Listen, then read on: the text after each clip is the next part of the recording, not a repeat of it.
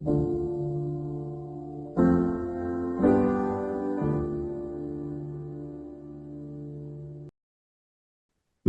had the episode 60 special. So Hey, hey, it's crazy that 2 years later, a little over 2 years later, now it's like episode 164. It's kind of wild. man, dude, that's a throwback, dude. That was I think last time I saw you was below 100, if I'm not Yeah, no, mistaken. you were episode 60. You're really 60.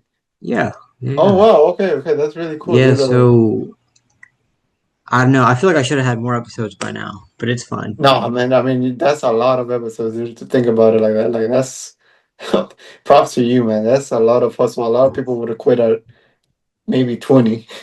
No, thank you, man. So no, you've been consistent, dude, and I look forward to another year, another 5 years, man. Yeah, yeah, I Yeah, appreciate that, man. yeah, Inshallah, as they say. yeah, yes, But sir. something I've realized about racking up a lot of numbers with anything is you reach a point where it doesn't seem like it's enough for you.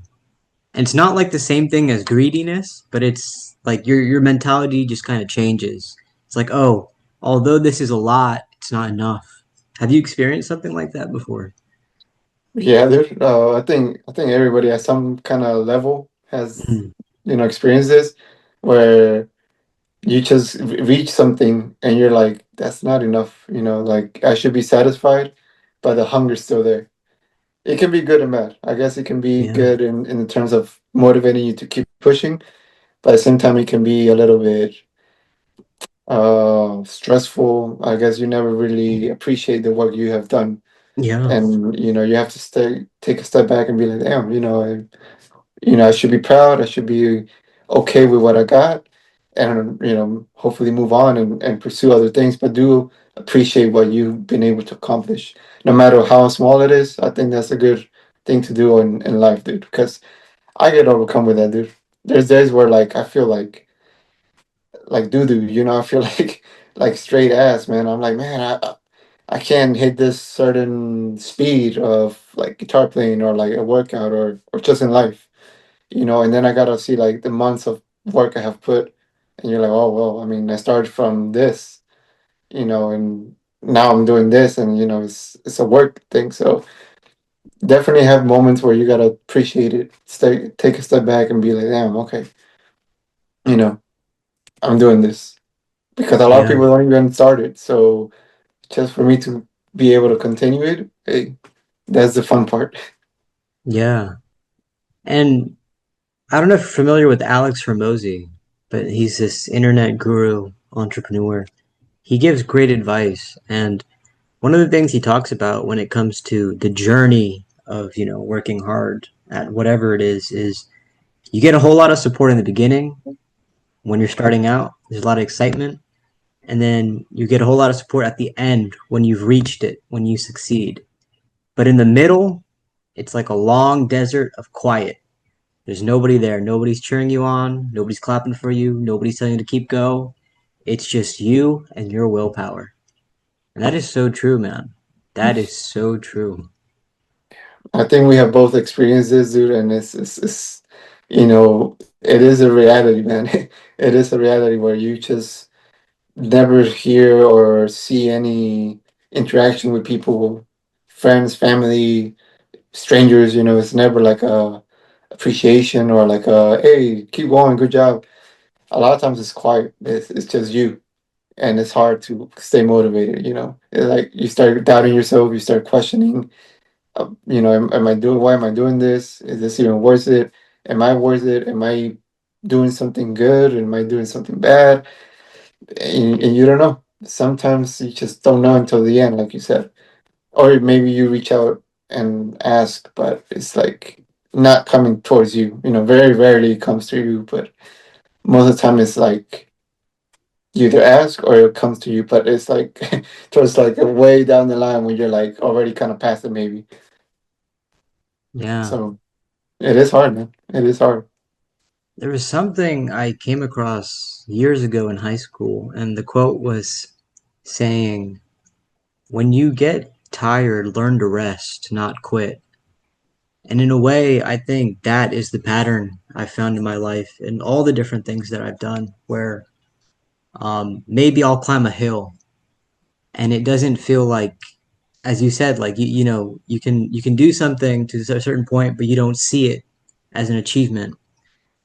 But it's like I climbed the hill. Do I really want to like roll all the way back down, or just do I take a little break and then continue the hike up the mountain, so to speak?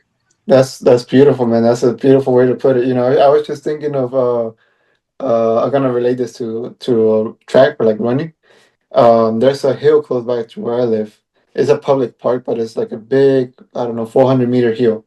It goes, pretty easy, and then it starts to curve. And there's a point, the last 100 meters, it's just super steep. And I've done this a couple times, and when I started to get back into shape and running, I could only do maybe four, and like we reach the top. And when you reach the top, you're like, okay, and then you're like, damn, I have to go back down and start again and do three more times, and mentally it's like it's tough because you're like, man, another one, and you know how it hurts, you know how painful it is, you start your breathing hard, you start questioning like, man, do I really want to do another three? Can I do another three? And then you get to two, but the point is, like you said, you take a break, you rest, you mentally kind of like, okay, breathe, and let's go at it. And if you just went up and down, you would not reach the full workout. You will probably burn out, quit, get hurt, or just give up. And like you said, now that you mentioned that, that's a perfect connection with running, where you do an intense hill, in this example, and then once you calm down, you take a break, and then you kind of reset yourself to prepare for another, rep. So that's a pretty good point right there. You just made me connect that too, and it applies to real life. Where you need a break from whatever you're doing, and take a break, breather, and keep pushing forward. When you work out, is that a break for you, or do you consider that its own kind of work? Dude, that's so. Dude, so many people at work ask me that. Some of my friends ask me that. To me, I enjoy it. Obviously, like it's painful sometimes when it's like that. The one I'm telling you, the hills. When I see the schedule and I'm like, I have to do that. I'm like, oh. Wait, But hold on. The schedule. How much how much time in advance do you lay out the schedule? What's going on with that? for running, so this whole year, I proposed myself I want to break a certain time in the 5K running event. Race. 5K in terms of miles is like 3.1 miles. So the beginning of the year, I wanted to do something challenging for myself, and I decided I wanted to hit a sub 19 minutes, um, 5K. And ever since then, I ran in January. I started with a 20 something, 2050, I think, 2040. And that was kind of like my starting point. And from there, I kept going, and structure it in a way where I have usually like 3 or 4 months of planning of like how to increase intensity, the mileage, what days I want to do this, what days I'm going to do that, what's my best schedule in the morning or afternoon. So it's all have to be kind of planned because you have to be consistent. There's days where I feel super motivated, and there's days where I just don't feel like doing anything, especially after work, where it's like I do not want to go run.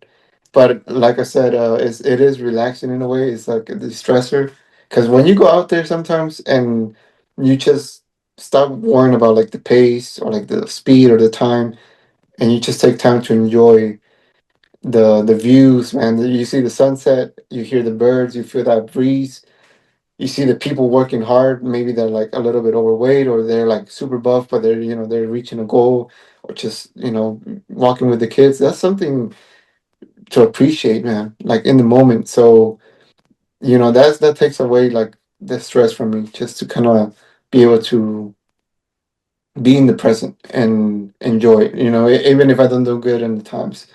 But yeah, I just have to be consistent, and that's the planning I kind of do. It's more like a weekly thing. Maybe every week I kind of like determine, all right, I gotta do this, I gotta do that. So it's like a week ahead. I have a plan for that week. Come Sunday, Saturday, I'll plan again.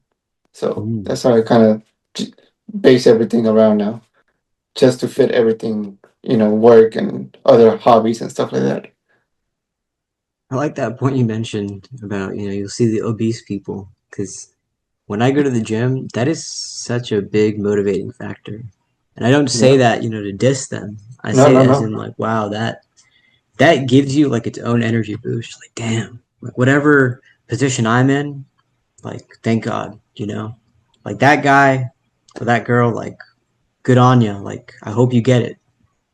No, But yeah, it definitely, kind of dude. reframes your reality. Like, I'm not there. You know, Yeah.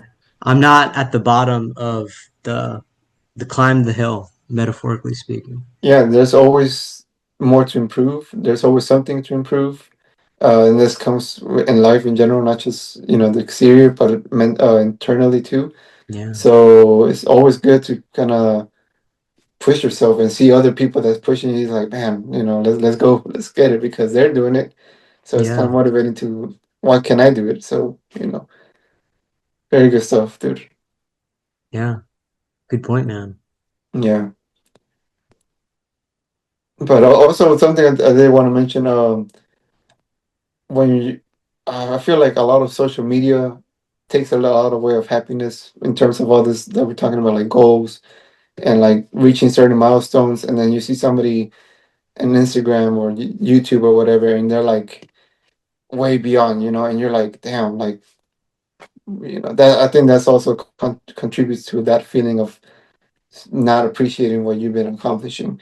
For example, like, I tend to say that I'm in a good shape physically. Yeah, And but then you look at social media, man, and you see like people like with amazing bodies, and you're like, dude, what the hell? Like, why can't I look like that? You're like, I'll look like shit compared to this, compared to that, and like it's just a robbery of happiness, man. It's just like, what the hell, dude? So it is a bit concerning in that regard because I feel like people that are a little heavier must see them. They're like, what the hell is this? Like a six pack? Are you kidding me? I gotta lose 100 pounds, and now yeah, people are getting the six packs and everything. It's like it's not realistic, dude. It's not realistic. yeah. No, Always aim for something that's whatever thing you can do. Think of like half of that. You're not gonna be looking like Arnold, but you can look pretty good, like like average man. I mean, take half of Arnold and you can achieve that maybe. it's But interesting you say that because you have a chiseled physique. So for I you to say that, appreciate it. it's like, wow. Huh. Yeah, like dude, I thank you for that, but dude, there's times where I don't feel happy with how I look because I'm like, man, Damn. I could be more shredded. I could be, my abs could be better. My whatever, you start being Mm. so obsessed with that, and that's like super unhealthy, dude. Start Yeah, picking out, you're never happy, so it's like, why even bother, man? yeah. But I also feel like the social media plane has just changed in the sense that there's just there's always a lot that was presented to you, but now it's even more. And Yeah. I don't know if this is the same for you, but sometimes I feel like I've become desensitized to the things that would be robbers of your happiness, so to speak. Mhm. Yeah. Yeah, definitely, dude. There's a lot of that out there, dude. In everything, in music, in poetry, art, cooking. I mean, anything, making money. Like, you could be making a good 40,000, and then there's a dude flexing with 100,000 Bugatti, and you're like, at age 21 or some shit, and you're like fucking mid 20s or something. You're like struggling to live. It's like a bit depressing sometimes. But hey, it's all, we all have different challenges in life, different backgrounds. So we got to be happy with what we got and what we able to push ourselves through. So, Yeah, yeah, dude. good point, man. Good point. Yeah. Yeah, I remember I was walking in my park and I was listening to a Chris Cornell song. I don't remember which one it is now, but it was a beautiful day. And I remember looking out and thinking, how wonderful is it that I can enjoy this man's body of work, but not feel like I have to aspire to make something like it. And then I walked home, and the interesting thing is, that thought flipped on me. And now all of a sudden, I wanted to write songs. I wanted to make them. And you and I, we made Necessity. We dropped an album, 18 original tracks. When you reflect on that, because now it's been over a year, what do you think? Mm, it is really cool. It is satisfying to go from one day being like, I wish I could write a song, to then being able to write several songs, and you idolize these heroes of yours, and you're like, wow, I'm making music, I'm doing this, similar tracks, inspiration from these guys. And for example, Metallica is one of my favorite bands. Also Megadeth. I'm wearing a Megadeth shirt, but Megadeth is all the top, so man. And when I'm able to, when I was like 14, 15, and I started listening to these guys, I'm like, I can never play that. I would never write something close to that.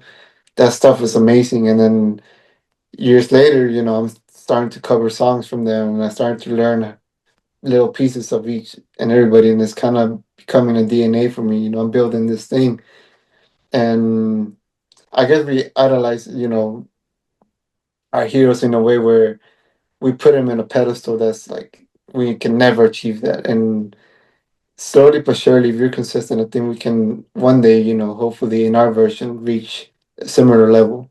Maybe not the fame, but in terms of songwriting and the emotion we put. So it is beautiful to think that you started out with nothing, and now you have something to prove your progress. Over the years you might look back and like, wow, that was it was okay, and now you're producing even better. But the point is, you have something there that you started, and you planted a seed to keep going. And I look back on like Necessity, the whole process we went through, and it just opens your mind and how difficult it is to make songs, and like actually the care it takes working with others and ideas and composing, and does this fit, does that fit lyrically, musically. You start thinking about arrangements and all this stuff that you never even thought about when you're listening to a song. And it gives you even more of appreciation to those artists that you look up to and that write amazing songs, and you're like, wow, that's, I mean, I get goosebumps thinking about that stuff. It's amazing. Yeah, man. And as you said, it becomes a point of reference, and it's proof. It's proof that you don't just dabble. It's like, yeah, I try, you Yeah. know? And even if it matters to no one else but you, it's like, damn, that's still an achievement. Like, I don't know about you, what your favorite song is, or, which one you cherish the most. I quite literally think they're all beautiful, but I think my favorite has to be either True Faith or Night of the Vampire. And True Faith is like, I wrote it the way I wrote it, and you understood the assignment, and together that was done really well, in my opinion. Dude, Reminded me of The Last of Us, quite literally. yeah, like when you told me you had ideas about Last of Us, and kind of like I read the lyrics a little bit, I wanted to kind of put myself in that position where like the style and everything. So songwriting, I've always been more of a solo, never really worked with anybody like this before. So when you presented Necessity to me, you told me about writing songs, it was a challenge because a lot of times I had to write stuff over your lyrics, and maybe you had like a melody in mind or something. You kind of like, what do you think? And it was challenging for me to write, on top of lyrics, because I'm usually more instrumental, and or Yeah. lyrics that I write from. I write like a riff or like strings first, then I write lyrics. And here Yes. the It's whole, impressive that we were doing it the opposite, and you were still able to match them to fit. yeah, Impressive. it was hard, man. It was really interesting. in terms of that because I never experienced that before. So Mhm. you writing and then me trying to match it up and kind of like seeing how it could flow, and then trying it out together where you will sing it and you kind of had like a different version, like hey, let's do this, let's connect this. Hey, it's hard and it's pretty challenging, but it's fun. You know, that's the part of being creative and being like, okay, how can we make this work? Yeah. And it So was most exhilarating in those moments, like those first moments where we would like try to put the two together and it was working and there was the excitement like, oh my God, like I think we're yeah, really on to something. And yeah, every song had that for its own for itself, you know, when we first try to put it together and then it yeah, starts to work. It's like, oh my God, this is awesome. yeah. So it's like you see a vision, and then you start to see the building coming up, and you're like, oh damn, this is looking pretty nice, man. It's looking nice. Something I do want to mention the my favorite songs. I think I do like True Faith, dude. I do like True Faith. I would say No Other and Tiger. I think those two are like really unique songs. Those are incredible. And you Yeah, know, Tiger, every time I listen to it, I always finish with the same thought. Damn, I don't know how me and him pull that off. That's insane. dude. Like for me, in my personal opinion, I think that's like one of our most out there songs because it was like really experimental. We were really kind of pushing ideas here and there. You lyrically, me with the strings, us trying to come up with like, all right, what should we do with this? Where does this fit? This poem part, a poem in a song, and we're Well, like, what actually, the let me hell? let me back up a little bit. First of Yeah, all, yeah, yeah. here's why this song is most impressive. The lyrics are just scrambled poetry, and I just showed you it. I'm like, hey, this is just some poetry, random poetry I've written. It's not even supposed to like go together, so to speak. And you looked at it, and you're like, okay, like I'm gonna do something with this, and you created an amusement park with your strings, and the way you were able to get those to fit, it's insane to me. It's insane. I do appreciate that compliment. Dude. I really do appreciate that. When I saw your lyrics, dude, it just reminded me of like the Doors, and then I just like very experimental. What's that album called? The Soft Parade. You heard that song where it's like kind of like Yeah, all over the place, and it's like him doing the it's one of their best intro. songs. Yeah, and it's a musical ride, dude. It It takes you is. from like a poem, takes you to that funky thing, thing, thing, thing, thing, and then lyrically it's like what is going on, and it takes you to the solos, and it's such a fun song. And I wanted to create something like that. When I saw your lyrics, I was like, this is a Doors type ish song. Huh. Interesting. But to me, that's what I thought. And then obviously our Soundgarden kind of thing Yeah, with because the there's riff. one particular part of it towards the end where I wrote it specifically because I wanted to sing it like a Soundgarden song. And I think that's the only part of that song that I preserved in the way that I wanted to do it. And it Hmm. fits, which is wild to me. Yeah, yeah, yeah. Like it's one of those where we just got, I don't know if lucky or we just like we saw it and boom, let's. Yeah, I mean, like you said, it was a bunch of scrambles and it turned into a song, Yeah, it a was. really good song, by the way. No, thank you. So You're right. It is a really good song, and the ending, I told you, like it reminds me of like Kratos or something from God of War, like just slamming his hands towards the ocean and then the waves do like a ripple effect. yeah, If isn't anybody it, listens to that song, you know, dude? Yeah, guys, check it out. It's a good song. Very unique. If you're not into the genre, at least listen to it. You know, it's a but you know good that song opening. is a very grunge song too. I think so. Yeah, I think that's our grungiest song in necessity, really. Yeah, Yeah, that riff. I even tuned it to drop D that's right. to fit that kind of vibe, that 90s kind of grunge, Alice in Chains, Soundgarden kind of thing. And yeah, that's a big inspiration right there too. Yeah, yeah, and yeah, it's just it's interesting how that one turned out, man. And Similarly, Mermaid was also just an ensemble of poetry, Yeah, and then you made another amusement park with the strings. dude, Mermaid Man is probably the hardest song in that all the out of all the songs we made. Yeah, Not, I mean, you remember I struggled so much playing that song, and even yeah, the now, cramps in your fingers. I had yeah, dude, it was crazy. I don't know if I was just tired or what. Even to this day, like playing it is it's not hard, but it's just stamina wise. It's just it just got me, dude. But when I saw those lyrics, lyrically, I think that's some of your best work.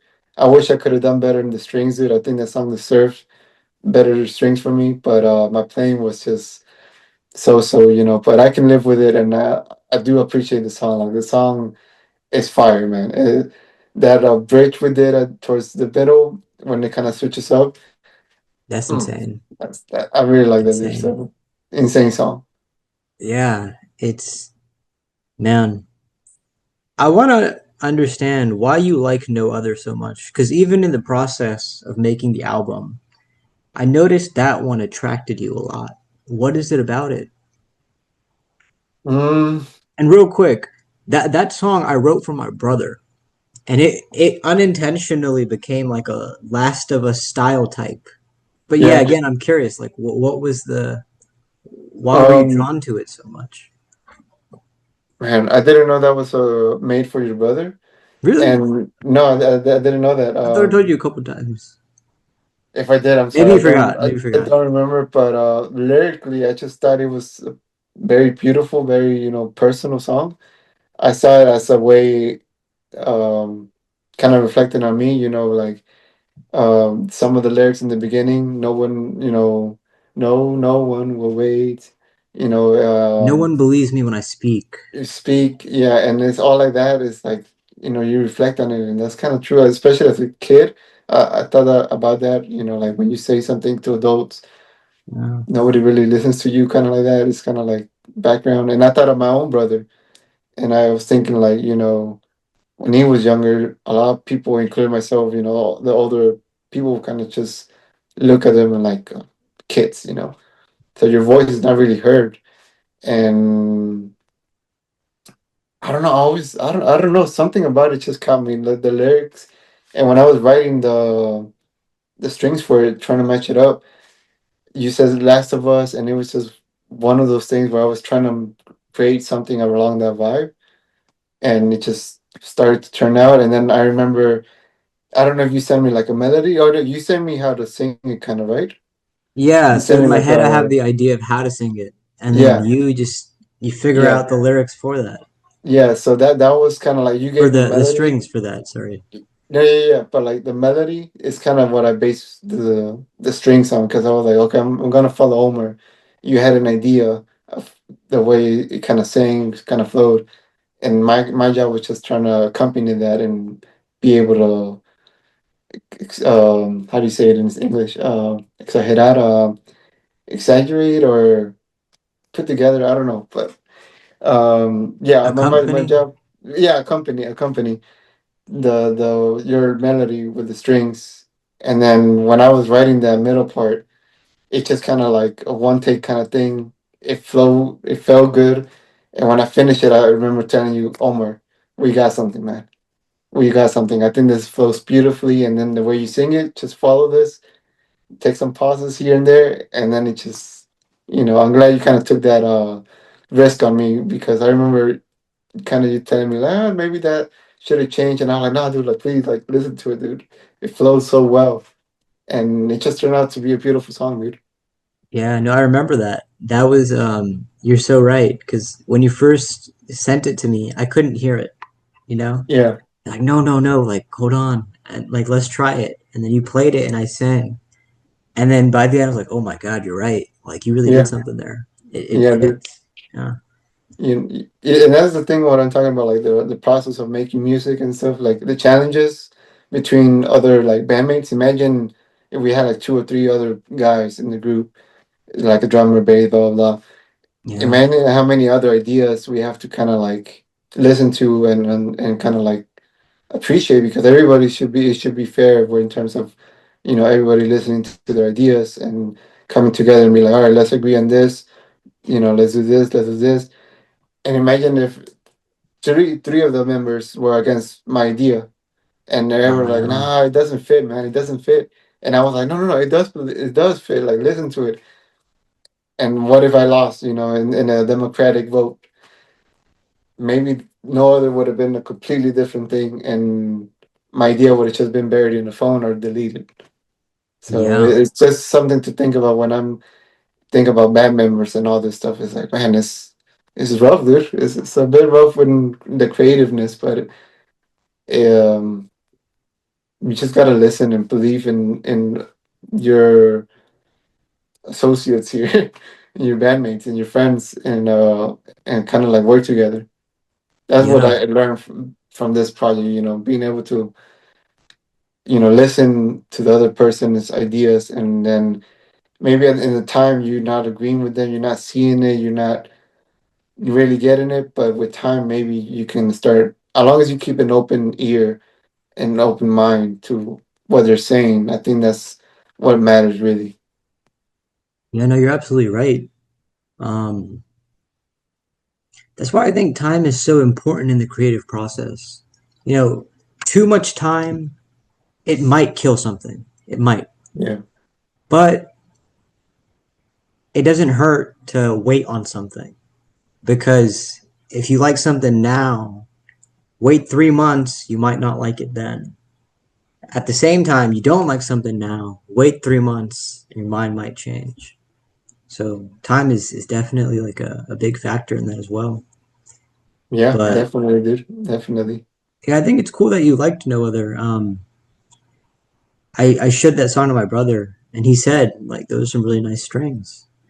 And this might be wishful thinking, but like, hey, if they make The Last of Us Part Three, dog, like they got to put that song in there. Let's hit up my boy Gustavo, dude. Yeah, I put it in a Reddit that one, and somebody heard it, and they're like, "Yo, this is amazing! Like, I really hope this could be in The Last of Us Part 3."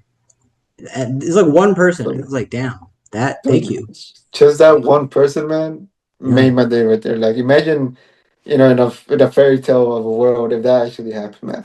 For somebody to give that compliment means a lot because I remember yeah, you started showing me that stuff from Gustavo from his work on The Last of Us, and that made an impact in that necessity project. Like a lot of his stuff made it to my plane in necessity. So that's a big compliment. Where even getting close to matching something like him is truly complimented.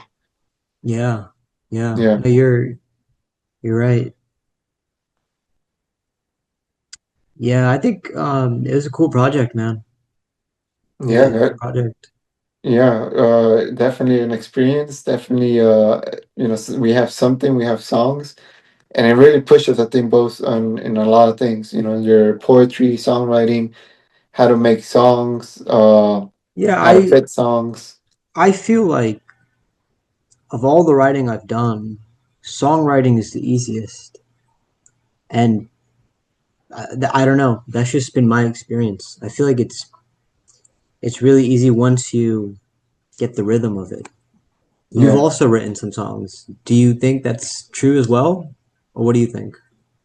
I think it gets easier to write songs once you practice enough. Whether they're good or bad, I guess that's on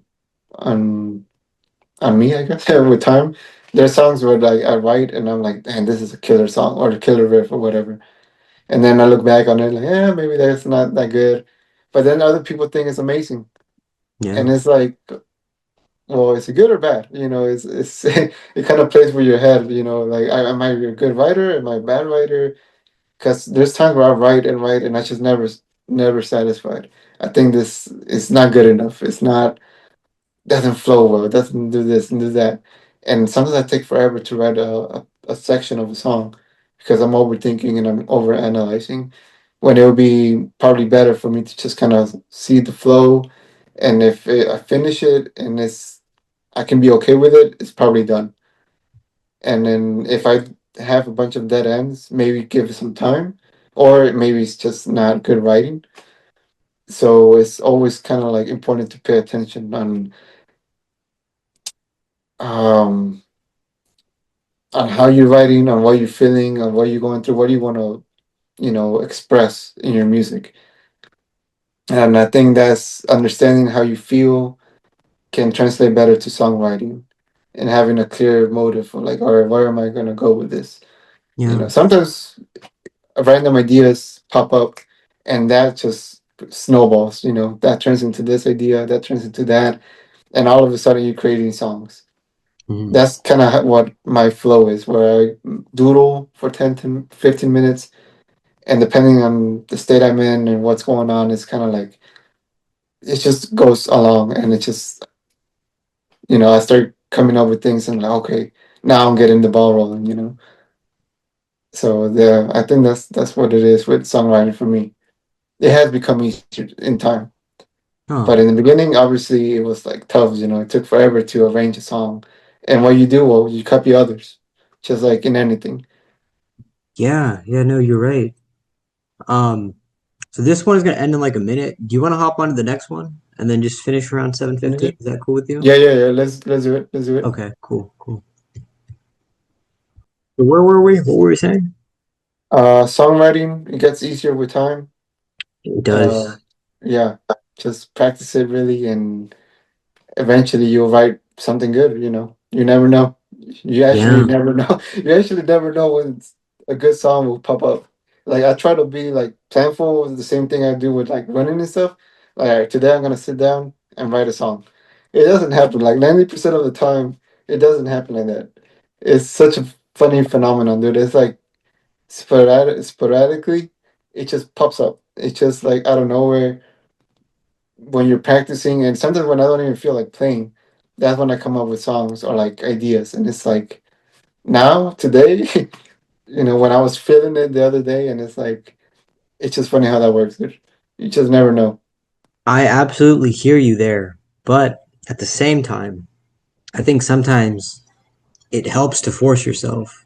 Because I don't know if you remember, but in the beginning phases of this journey, we would have our weekly meetings, and you'd be, asking me like, "So, hey, man, like, how's the songwriting going? Have you made any advances?" And I'd kind of shyly tell you, "Yeah, man, I'm working on it." Because I had a very similar mentality where it's like rain. I can't force rain; it's gonna come when it comes. you Yeah. know. But I remember it came to a point where I was getting embarrassed, and it was like a day before one of our meetings. I'm like, dude, like I can't show up to Gus again and tell him like I haven't done any. And I don't know if you remember this, but I told you, it's like, dude, I wrote the album yesterday. And Okay. you were just like, what? And I wrote Yeah. it. I wrote all those songs that I showed you. And that was crazy. And I specifically remember, man, I forced myself. I sat in a place in the UH library, know exactly where it is. I forced myself. I didn't move. I didn't leave. I was like, I gotta finish these songs. And like some of the best stuff I feel like came from that. Just being forced to. So I feel like it's both. It's like, yes, it's sporadic, absolutely. It just comes to you when it comes to you. But at the same time, it's like you just gotta it's in you, man. It's in you. You gotta pull it out. I agree. I agree with that. I think it's also the showing up consistently because you always, try to write, or now I tend to try to write, no matter how bad or, shit it is. I try to show up, and even if I'm inspired or not, I'll write. But that's a really great point. I think will you say it's also because you felt that pressure, like a due date, like it's like kind of like an exam where like I have to study, man. I only have a week now. I had the whole semester. I got to study this week, and it's just like you're on and you're on fire. It's like, was it kind of like that for you, where you just felt I that pressure of I have to do, I have to perform, I have to write something. I'm sure it was that. It was also a feeling of necessity because one of the things I lament about my writing journey is there's so many things I've written, but I feel like I missed the right time to put it out or release it, so to speak. But the consolation I give myself is at least I wrote it in that time. Now I can release it whenever, but at least I wrote it in that time. So I think it Very came true. from a similar mindset where it's like me and Gus, we're doing this project, like we're really excited. I want to like capture this energy. I want to keep it there, and I think it had something to do with that Yeah, because we released the album. I think like several months down the line after that, right? yeah, We even yeah, came up with new songs later on. yeah. So I think it comes from something like that, like just wanting to capture the essence of that moment in time. Wow. You still leave me speechless there because I remember, like you said, a long time passed, and I didn't want to say anything. I didn't want to be rude and be like, "Well, I'm only showing up here with my guitar, and I got nothing to work with. Like, what's going on, man?" But I knew it takes time, and especially since it was something new for you, songwriting and like playing with somebody else. And for me myself too, like, well, I mean, what if I was in the other position? I want to have time to kind of like see where my ideas are, what I want to write, the message. At that point, we didn't even have a clear indication. We had an idea, but nothing really solid to stand But I on. will say something impressive was our second meeting. You had Addicted to Pain all written out and everything. You wrote that in a flow state. Dude, that was all thanks to you. Like I was saying, to me, that was just like I was just kind of goofing around and playing whatever stuff came to my mind. But to me, that was like if I was alone, I would have just disregarded, moved on. And when you told me that was actually good and that was like a No way. potential there, yeah, like I was like, you really hear something, and I was like, okay, let's try it. I started, I went to the park that day to kind of run, walk, and it just ideas started to pop up in my head. And then I started hearing it, and I'm like, dude, this is actually pretty sick. And Damn. then it just started to flow, and it was one of the easiest songs I've ever written, dude. And that was really thanks to you for even thinking like, hey, well, that's actually pretty good, man. Keep Wow. that. So if it wasn't for you saying that was good, I would have never kept it. I mean, outside of that, man, what you did, that's amazing. That you captured that energy and you wrote it in that flow state. Like insane. That's insane, man. Yeah, appreciate it, man. That reminds me of Ozzy with his guitar player, Zach Wild. I don't know if you know of Zach Wild, big dude with No. a beard. He's like his, I don't know if it was his ex guitar player or he was still with him, but He was in either Black way, for Sabbath. no, he was when he was a solo artist. Okay. So Ozzy, that was like his main guitar player for like a long, long time. Hmm. But I remember hearing an interview or seeing an interview where Zach will be playing random stuff, warming up or like, playing riffs, but just kind of like throwaway riffs. And Ozzy will stop and be like, yo, that's actually good. Do that a Yeah. couple times, and then he'll be listening and picking out what he think. Like he already kind of visioned it. That's a song, and Sam will be like, "You think this is good? Like this is kind of like just man." And he wrote one of my favorite songs. I think is No More Tears.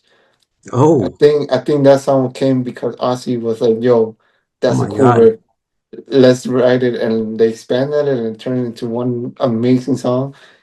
It could be that song. I could be misquoting, but it was like that process where he would pick out, listen, and Asa would be like, "That's good.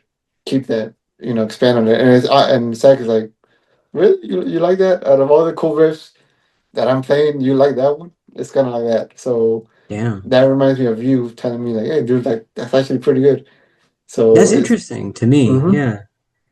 The ones where your story, what you just said right now is reminding me of The City Before It Burns and Night of the Vampire. Because Yeah, those were dude. complete improvs. And I think one of them you didn't actually, I think both of them you didn't even know. Like, you were surprised when you heard the recording. You're like, oh my God, like you saved this? I'm like, yeah. Yeah, dude, and good vision from your part because to me, Night of the Vampire might not be like my super favorite, like I mentioned, but it is my top five. Like like time has passed, and I still enjoy listening to that song because it's so creative. It's like you took something out of nothing and turned it into something beautiful, man. Like I What's love the interesting story. about that one is it's the only one where I wrote over the strings instead of you developing the strings over the lyrics. Yeah, you surprised me on that one. I was like, yeah, I got something for this, and Night of the Vampire was perfect. perfect title for it. Yeah. Just the flow is. It might not be the most cleanest, guitar playing because it was like on the spot, but it's amazing that you captured that and you had an idea of how to Yeah. turn it into something. So props to you, man. Yeah. That was impressive from your part. No, thank you. I remember when I first heard you doing it, I remember I shut up and I just let you do your thing. And that's just like the way it's played, it just makes me think of that title, Night of the Vampire. That's what we're gonna call the song, Night of the Vampire. It just sounds like that, and Yeah, I see like a castle, and then like I don't know Dracula or some vampires there. yeah, It's yeah. And that's so funny because I never even thought of that. I never even associated that playing with that. Until I heard you telling me, and then like I heard the lyrics, and then I like, oh wow, I can picture this. yeah, So it's interesting how that song came to be. And then the other one, "The City Before It Burns," that was also really cool. Just kind of on the spot. It was really yeah. fun. It's crazy when you played it. What I could see in my head was the scenes in the movie Troy, like before like two leaders having a face off before that city burns. Yeah. City before it burns. Just yeah, dude, it's such a fitting concept. Like I remember you made like a little video or Yeah, like I don't know if it was a picture or a video, a but you video and had it this. fits. If I was like, oh my god, that's what Omar was thinking. It fits so well. Yeah, it's like if nobody said like, "Hey, that's Gus," that's not the movie. They would be surprised. But actually, I thought that was just part of the film. Dude, if that was like well produced, with like proper engineering, blah blah blah, mixing, I think I could have bought it. Like, oh, that's a bonus track from the guy that wrote the soundtrack. And you would have been like, "Oh man, that's pretty cool." Yeah, it fits. It's a bonus track. Yeah, I see that. Yeah, It's we fool a lot of people with that one. yeah, yeah. I remember I told you one time. Although I love the album as much as I do, I feel like in a way it's a tribute to just dead people.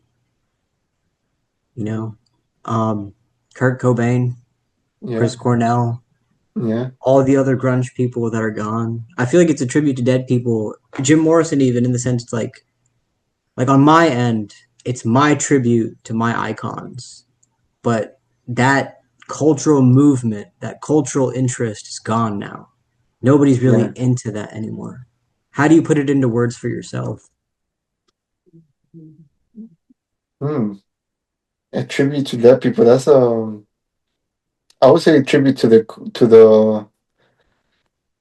to the scene. A tribute to that time period.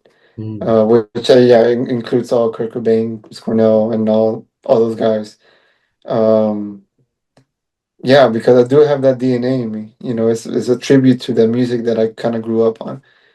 That inspired me to write a lot of stuff, and my direction in music and what I like is kind of like hey man, thank you for being part of my life. This is like a payback, to show gratitude towards those people that made those awesome musics, and hopefully, I can, live up to the that legacy of like the sound gardens and all that stuff. And it's something to be proud of.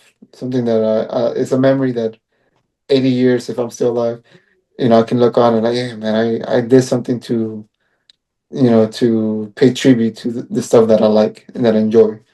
I can see myself as a 80-year-old metalhead in the bed and, just listening to my Chris Cornell and my Alice in Chains and still kind of headbanging in the wheelchair.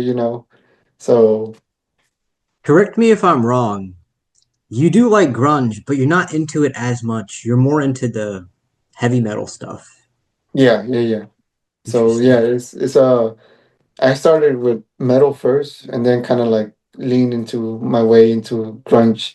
A lot of people have the opposite where they start with like I'm gonna say softer stuff or like more catchy-ish, Yeah, rockish sound, and then they move on into like the progressive and metal-ish shit. But yeah, to me, it was like the opposite. I kind of like tuned down and kind of like mellowed down, I guess. The hormones kind of went back into check, and I started to appreciate way more music, and there's a lot of good stuff out there. Like I was close in a box, and then it kind of like I started to open up and like reach out and oh, I like this, I like that, and that's where they got this sound from because a lot of metal guys come from like Beatles and Yeah, like Rolling Stones and the Doors and stuff like that. So it's like yeah, what they build upon something. So it's always to kind of go down and like, okay, this is the connection. So yeah. yeah, Dude, there's a lot of cool stories to talk about with this album, about every single song and stuff. I'm sure we go into a lot of detail. But before we end, I wanted to focus on one song in particular, which I think is very interesting how it came into being. Do you want to talk about it? Do you know what I'm talking about? I have an idea. I don't know if I don't know. I'm curious to know which one you're talking about. It's called Is Eternal Zeus? Skies. Eternal Skies. Oh my God. Zeus has its own story, but I want to hear Eternal Yeah. Skies. Eternal Skies, man. That's one I wish I could have put a little more time in. Um, just vocally because that's the first time in this album that I did anything vocally, anything of me singing. So you kind of pushed me on that where you told me it was good. It was I should try it, and so this is exposing myself out there like big time. I'm comfortable with the strings. I can play, and I'll be okay. I still get shy, but I can kind of like get over it. Now you tell me to sing in public or even with friends or family, I will like, no, It's no, no, tough. no. It's It's it's tough. really different. It's something I'm not that confident. But Eternal Skies really came because of that show. Was it Midnight Mass? Yeah. When I saw that show, man, top five shows I've seen. This It's beautiful crazy that show. you watched it. Because remember, you and me in the past, we had a conversation where I was like, yeah, Gus, you can recommend shows to me. I'll probably never watch them. I can recommend shows to you. You'll probably never watch them. But you ended up watching Midnight Mass. Dude, You remember that because you told me, conversation? yeah, I do remember that, and I think what kind of sold it to me was that it was by the same director that did. It was like another Netflix series. Yeah, yeah. Haunting Hill, I think. Something like that, hunting with something, and I like the style, and I was like, oh man, this is if you told me we were like the same director, and if I like that, most likely I was gonna like that. So I was like, Yeah, let's watch it, man, and it turned out to be such a cool show, very interesting, very original, very unique, and yeah, I took inspiration in the lyrics with the show that you know what goes on, and kind of like try to adapt that towards music. yeah. But it When was a I fun one. when I heard you play those strings, that sounds so much like it belongs to the Last of Us universe. But your inspiration was when the priest is in the desert outside of Jerusalem and he encounters the vampire. That's insane. That's Yeah, insane. yeah. To me, that was I came with a little melody in the beginning by a Megadeth song, and Mm, the song is called Symphony of Destruction. And I was practicing the solo, and I was trying to slow it down, and then I accidentally played that little melody. And I'm like, oh, that sounds kind of cool. And I started building upon it. And then I was thinking of the show, like I was watching the show as I was playing this, and I just like remember that scene with the vampire because it's such a shocking, revelation there. It's like the imagery is like, damn, it's powerful. And from there, it just kind of like I started kind of writing it, and it just came on its own. yeah, Yeah, yeah, but it's it's one of those where it's just I take a lot of inspiration from whatever I can, books, movies, personal experiences, or stories from other people. So it's like grab from a little bit of everything, and that just turned out to be from a TV show. yeah. So Very yeah, fascinating. Very fascinating. You mentioned Zeus, and you reminded me. I want to tell the story real quick. I was driving to a Rick Riordan event, who he wrote the Percy Jackson series, and I'm stuck in yeah, traffic and it's a cloudy sky, and I'm just like banging a beat on my steering wheel, and it all just kind of comes out. The spontaneous thing you said earlier. yeah. That's how Zeus came about. I was just waiting in traffic while I was on my way to see Rick Riordan, all through the Percy Jackson series. Yeah, Look at that, man. crazy, crazy. Yeah. I remember when you showed me that, I could see this. It's like an epic tale, like something you would tell like in a auditorium or something, and I could see like a play and like the Greek gods and everything. Like it's Yeah, very cool, very cool. Thunderclouds at the Pantheon. Yeah. Oh, dude. Yeah, That song to me is the most Doors one, at least in terms of like the way I intended to write it. yeah, I for some reason I feel it's like a very Jim Morrison thing. yeah. I agree. I could definitely hear that in that song too. That's another Dorsish type of song, along with Tiger. Yeah, it's funny you say that about Tiger because I loved how you said that about the soft parade and everything. But to me, that Yeah, one sounds very just very grunge. I can't pinpoint it, but just very grunge. yeah.